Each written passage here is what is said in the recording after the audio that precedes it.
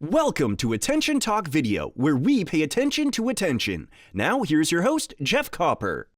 Hi, I'm cognitive engineer and ADHD coach 𝐔𝐘𝐒, and I'm here to talk about a simple concept. You've heard that before, take time to make time. What does that mean?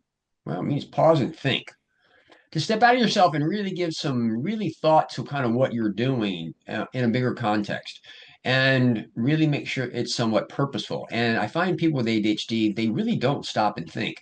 They're running 100 miles an hour all the time, responding to whatever's in front of them, and they never really stop and think. And I really wanted to kind of talk about what this concept is and share some personal examples because it might be hard to do this, but it can pay dividends. So I got out of college, I got out of high school and went to college, and because of my dyslexia and my ADD, just it was really difficult to keep up with reading in particular.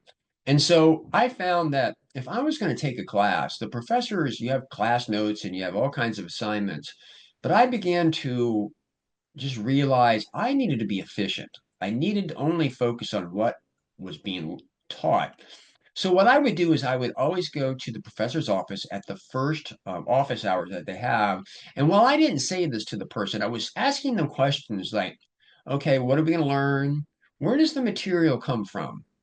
Like when you're making your tests, where do you get this stuff from? Really, I was asking filtering questions because I found often that there was a textbook and there was a lot of other reading that supported it. And much of that other reading was the professor's favorite reading. And so often the test just came out of the textbook, or maybe 95% would come out, and the rest would come from those other sources. Number one, by going in and talking to the professor about this, I got a better idea about what I needed to read and not. So if 90% of the test was coming from the textbook, I was shooting for a 90 because all the other work I found was a lot of work, a lot of work, just searching for that 10% where I'd rather use that energy in reading the textbook to get that 90% right. And I also found too is that while I didn't read the other stuff, is that sometimes I could use my intuition and take a guess and maybe get 5% right. Thereby, I could get to a grade. The point really is before I dove into it, I thought what I was doing. Or I would sit down and say, I'm got this paper that I'm supposed to write. Why am I given this paper and what am I supposed to be demonstrating? And I began to think about really what is it the professor wanted me to say in order to get a decent grade? Or what did I have to demonstrate? By doing that, it really narrowed the target. And when I would do research or I would sit down and write it, it would filter out a lot of the ideas because I knew what I was doing. Another more profound example is back in the 90s, I used to sell group health insurance. Basically, I'd call on agents, brokers, and consultants who would go to companies like Cincinnati Bell Telephone or Home Shopping Network or something like that, who had benefits that they provided to the employees. And they would send it to me, and we would have to quote if we wanted to try to get the business. And often the labor that was required to take all that paperwork that was sent to you, review it, collect it, organize it, send it to underwriters, have them price it, come back, put proposals, follow up. It was quite extensive. And I began to realize is that when I had certain characteristics of companies that were relatively large, that hadn't changed their insurance for a period of time, that I would really want to understand, like, why are they at market? So I would often call whoever sent me the bid, and I'd have questions like, there's a lot to move this group. Like, what is it they would really need to move? And it wasn't uncommon. They would say, well, it's expensive, like price. And I'd say, well, what realistically would I need to save them in order for them to realistically consider a move? And it was fascinating to me. I'll never forget this one. I was like 3,000 life company. And the guy said, well, you'd probably have to have 15%. Now, I had spent a little bit of time and I understood a little bit of underwriting at the time, which is not that important, but I sat down, I took a look at the numbers and I knew my underwriters pretty well. And I was like, I don't think we can get there from here. So what I did is I basically sent a letter to the person and said, hey, I think that we could probably get 7 to 8%, but I wouldn't in order to quote this. But I'm not sure that would be enough for them to move. So this is where I think that we would land, and you let me know if that's of interest. Well, on this particular situation, I found out that the one didn't move, but here's the point. I sat down and backed up and took a look at what are they really looking at in order to move, and I took a look at where we are because I had a little bit of experience doing that. And rather than go through the motions, I cut my losses substantially by just saying, "Hey, this is where I think we would be." I didn't do all the work.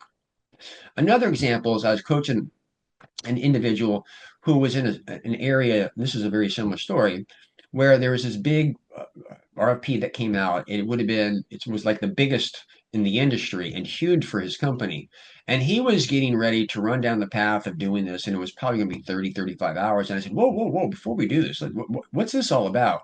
As I began asking questions, we began to realize that there were 6 or 7 requirements in this that his firm currently couldn't do.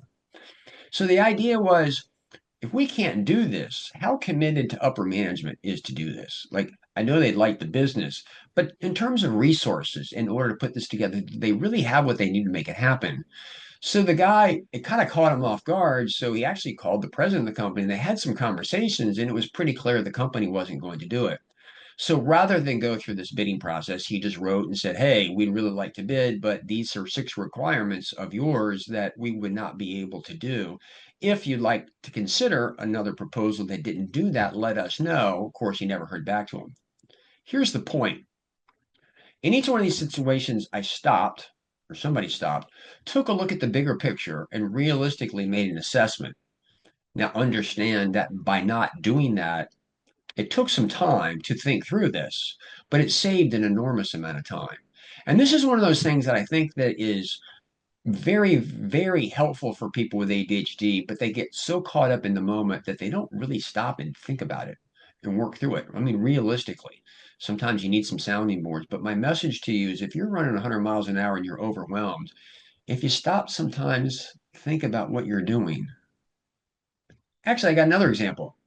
Somebody the other day I was talking to about clearing some stuff out, and they had all these things that they like to do.